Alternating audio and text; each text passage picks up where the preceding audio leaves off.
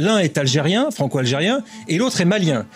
Et franco-malien. Ça y est, la police a arrêté 2 suspects du cambriolage du Louvre et des informations sur leurs origines ont été communiquées à la presse. Les chroniqueurs télé n'ont pas perdu de temps pour se lancer dans de grandes interprétations sur le sujet.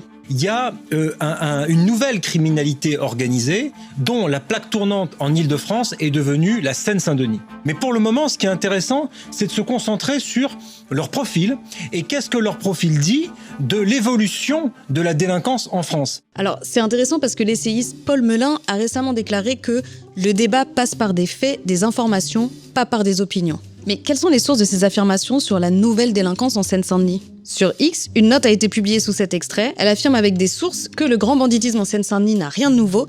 Étudié depuis 20-30 ans, il résulte d'une mutation amorcée il y a plus de 40 ans. Parler de nouvelle criminalité organisée est donc inexact. C'est un phénomène enraciné et ancien. Autre émission du service public, Dimanche en politique sur France 3, recevait Éric Zemmour, qui lui aussi avait une interprétation un peu spéciale des origines des suspects. Vous savez, pendant la campagne présidentielle, j'avais étonné certaines personnes et même certains parmi mon entourage quand je parlais de djihad du quotidien.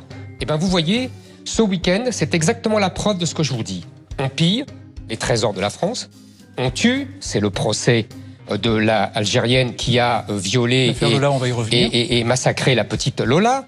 Je ne vous parle pas des trafiquants de drogue, je ne vous parle pas des harcèlements sexuels dans le métro. Attendez, tout ça, c'est des pillages, des vols, des viols, tout ce que fait une armée d'occupation.